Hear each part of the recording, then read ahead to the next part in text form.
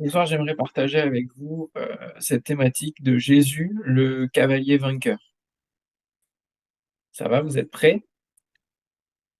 On Yes. prend, pas assez souvent, le temps de considérer Jésus dans son retour, la forme et la fonction qu'il va avoir et même si on parle beaucoup de son retour, hein, on dit: «Il revient, il revient, il revient», mais on va pas forcément, aller plus loin dans les détails et là, j'ai vraiment, vu, cet aspect de Jésus comme le cavalier vainqueur. Très importante et Jésus qui va revêtir cette fonction, un cavalier conquérant qui va écraser l'ennemi et comme premier texte et texte même de base de la réflexion, j'aimerais aller dans l'Apocalypse chapitre 19, verset 11. Voilà, si vous voulez venir avec moi dans l'Apocalypse 19, verset 11 à 21, on a 10 versets là qui nous décrivent ce, cavalier. «Je vis le ciel ouvert et voici, il y avait un cheval blanc, son cavalier s'appelle Fidèle et Véritable. Il juge avec équité, il combat pour la justice, ses yeux flamboient comme une flamme ardente, sa tête est couronnée de nombreux diadèmes, il porte un nom gravé qu'il est le seul à connaître. Il est vêtu d'un manteau trempé de sang, il s'appelle la parole de Dieu. Les armées célestes, vêtues de lin blanc et pur, le suivent sur des chevaux blancs. De sa bouche sort une épée aiguisée pour frapper les nations. C'est lui qui sera leur berger, car il les dirigera avec un sceptre de fer. Il va aussi écraser lui-même le raisin dans le pressoir à vin de l'ardente colère du Dieu Tout-Puissant. Sur son manteau et sur sa cuisse est inscrit un titre, Roi des rois et Seigneur des seigneurs. Puis je vis un ange, debout dans le soleil, qui cria d'une voix forte à tous les oiseaux qui volent au zénith dans le ciel, venez, rassemblez-vous pour le grand festin de Dieu, afin de dévorer la chair des rois, des chefs d'armée, des guerriers, la chair des chevaux et de leurs cavaliers, la chair de tous les hommes, libres et esclaves, petits et grands. Je vis la bête et les rois de la terre, ils avaient rassemblé leurs armées pour combattre le cavalier et son armée. La bête fut capturée, et avec elle le faux prophète qui avait accompli des signes miraculeux pour le compte de la bête. Par ces miracles, il avait trompé les hommes qui portaient la marque de la bête et qui avaient adoré son image. Ils furent tous deux jetés vifs dans les temps ardents de feu et de soufre. Les autres hommes furent tués par l'épée qui sort de la bouche du cavalier. Et tous les oiseaux se rassasièrent de leur chair. Amen. Voilà beaucoup d'éléments dans cette description et puis dans ce qui va se faire, hein, comme action aussi, le récit de ce qui va se faire dans cette vision de Jean, dans son Apocalypse. Est-ce que ce texte vous encourage?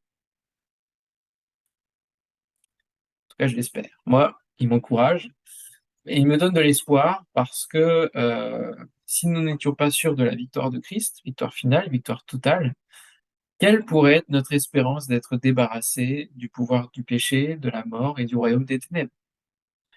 Le diable va d'ailleurs poser des doutes régulièrement dans nos cœurs, de temps à autre, sur ce sujet, du retour de Christ, puisqu'il tarde à venir, selon notre échelle de temps humain, mais aussi, de sa pleine victoire.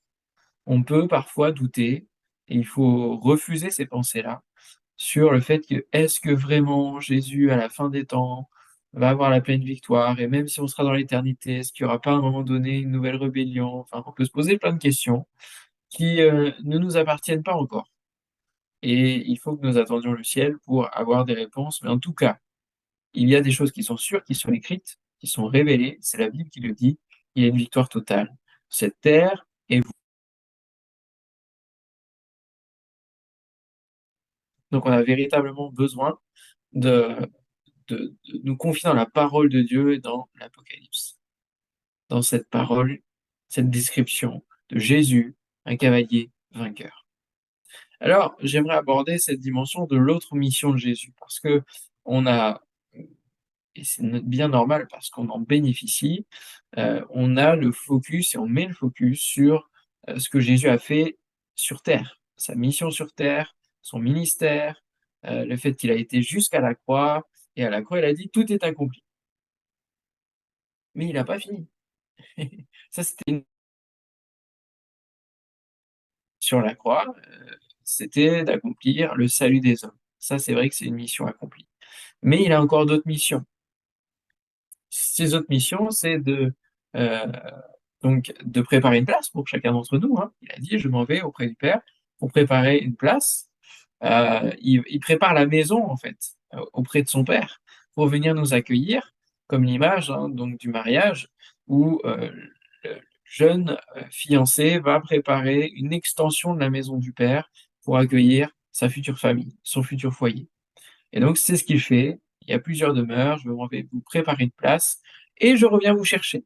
Comme cette épouse qui se prépare et donc qui vient chercher pour célébrer véritablement l'union et le fait d'habiter ensemble. Ça, c'est une de ses missions actuelles.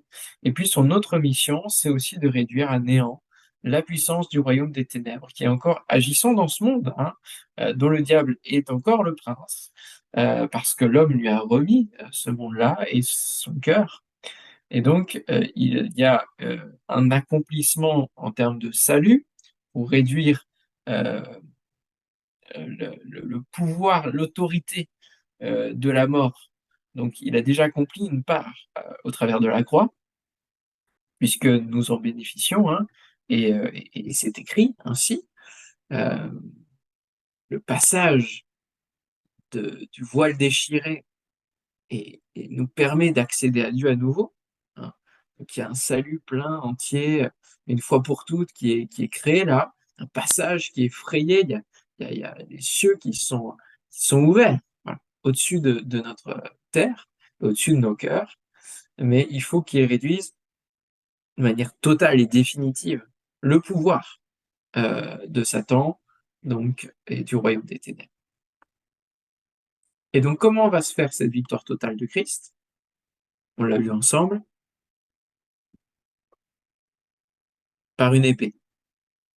Une épée qui sort de la bouche du cavalier. Alors ça, c'est une image un peu bizarre, un peu spéciale, mais en même temps, ça nous parle véritablement de cette dimension où le nom de Jésus, c'est la parole de Dieu. Autant la terre est créée par le souffle de la parole de Dieu, autant elle va se conclure également au travers de la parole vivante et efficace, dont la parole de Dieu elle-même nous dit qu'elle est plus tranchante qu'une épée quelconque à double tranchant. Nous sommes nous aussi appelés à avoir cette épée de la parole de Dieu, elle fait partie de l'armure du chrétien, Éphésiens 6.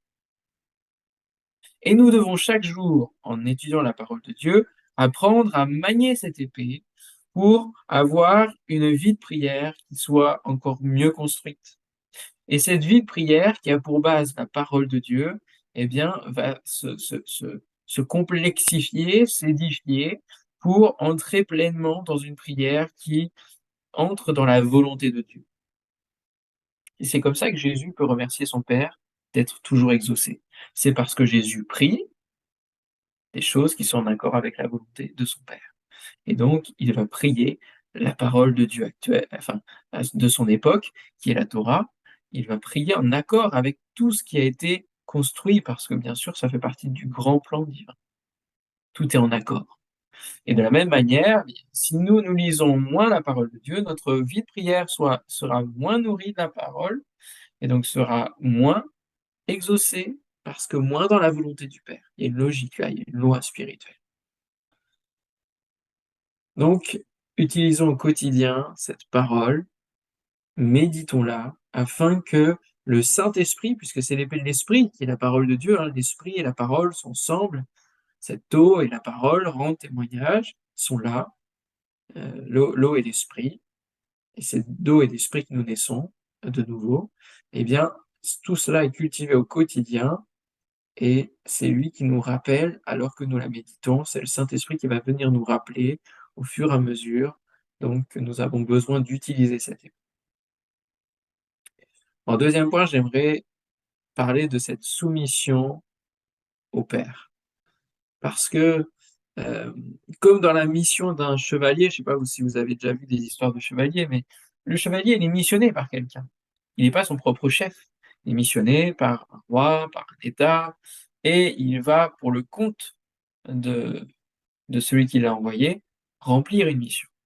De la même manière, Jésus est comme ce chevalier, ce cavalier conquérant, donc il va remplir différentes missions, mais en étant soumis à un ordre, à un envoi, à un mandat qui a été donné.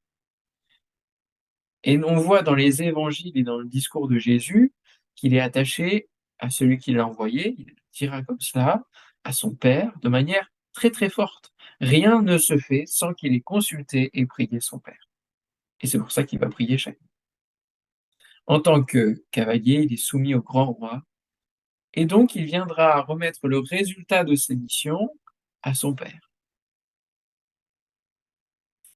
Dans 1 Corinthiens chapitre 15 verset 24, il est dit: «Puis viendra la fin, lorsque Christ remettra la royauté à Dieu le Père, après avoir anéanti toute domination, toute autorité et toute puissance hostile.» Donc il est à la fois cavalier, mais il est aussi roi des rois. On l'a lu, hein, dans l'Apocalypse. Donc il est missionné par le grand roi pour venir développer le royaume de Dieu sur la terre, le rendre puissant, le rendre fort, l'installer dans les cœurs, et il va rendre compte et remettre ensuite cette royauté à son Père. Cela nous parle que de la même manière, nous devons nous aussi être soumis en toutes choses au Seigneur. Vous connaissez ce verset, je le rappelle, Jacques 4,7. Soumettez-vous donc à Dieu, voici encore une nouvelle loi, hein, spirituelle. Résistez au diable et il fuira loin de vous. Et c'est dans cet ordre-là que les choses doivent se passer. Nous ne pouvons pas résister au diable si nous ne sommes pas soumis à Dieu dans tous les domaines de notre vie. Le diable aura des accès. Et donc, s'il a des accès dans notre vie, comment pouvons-nous lui résister? Soumettez-vous donc à Dieu. Il y a des lois dans la cavalerie, hein, il y a un ordre, il y a des ordres de chevaliers, etc. Il y a des lois aussi spirituelles, il y a un ordre, il y a des missions. Jésus va remettre toutes choses à son Père. Avons-nous tout remis entre les mains de Dieu, notre Père, de ce qui concerne notre vie? Avons-nous remis nos armes charnelles à ses pieds? Ou voulons-nous encore combattre la chair et le sang avec nos propres forces? Troisième élément qui ressort de ce texte, c'est la fidélité. Il est appelé fidèle et véritable. Et la fidélité, eh bien, nous donne l'accès à la victoire. La fidélité nous donnera la victoire. Si nous n'avons pas à nous battre, nous avons quand même à vaincre. Paradoxal, vous me direz. Mais il nous faut comprendre ce que veut dire l'appel à vaincre. Apocalypse 17,14, ils feront la guerre à l'agneau, mais celui-ci les vaincra, car il est le Seigneur des seigneurs et le roi des rois. Les siens, ceux qu'il a appelés et élus, ceux qui lui sont fidèles, vaincront avec lui. Donc il ne s'agit pas de nous battre nous-mêmes, de déclarer des tas de choses, de prier très fort, etc.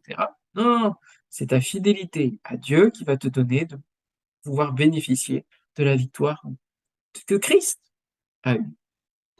Si nous restons de fidèles serviteurs du cavalier, alors nous pourrons participer à sa victoire avec lui. Et si nous le lâchons en cours de route, aucun bénéfice n'est possible. C'est lui qui combat pour nous, et nous bénéficions de sa victoire par notre fidélité. Il va nous partager l'héritage, le butin, le lot. Toutes ces choses nous seront données, donc sont données à celui qui vaincra, comme il est rappelé à la fin de chaque lettre aux 7 églises, au début du livre donc de l'Apocalypse.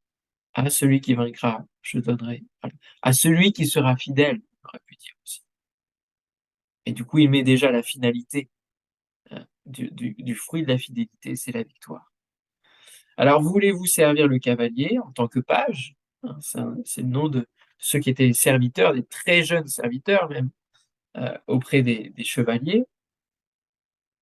Et ce qui est intéressant, c'est que ce mot page vient du grec paidion, qui veut dire enfant. Et quand on lit le Nouveau Testament, on se rend compte que la dimension de l'enfant, l'enfant de Dieu, c'est véritablement notre position en tant que chrétien, c'est être comme un enfant qui apprend à manier l'épée, un enfant qui apprend à être auprès du chevalier, qui comprend la mission de Dieu, qui cherche à comprendre le plan divin et qui va avancer comme cela euh, en bénéficiant eh bien, de tout ce que le chevalier, le cavalier va vivre et va aussi avoir comme victoire et héritage. Nous sommes des petits, nous restons des petits sous la grâce donc de, du chevalier, du cavalier qui nous a choisis pour être ses serviteurs, ses enfants. Je terminerai en lisant Hébreux chapitre 2, versets 10 à 15, qui nous explique encore des choses et qui confirme aussi ce que je développe. En effet, Dieu qui a créé tout ce qui existe et pour qui sont toutes choses, voulait conduire beaucoup de fils à participer à sa gloire. Il lui convenait pour cela d'élever à la perfection par ses souffrances celui qui devait leur ouvrir le chemin du salut. Car Jésus qui purifie les hommes de leurs péchés et ceux qui sont ainsi purifiés partagent la même humanité. C'est pourquoi il n'a pas honte de les appeler ses frères. Lorsqu'il dit à Dieu, je proclamerai à mes frères, quel Dieu tu es. Je te louerai dans la grande assemblée. Il dit aussi, pour moi, je mettrai toute ma confiance en Dieu, et encore, me voici avec les enfants que Dieu m'a donnés.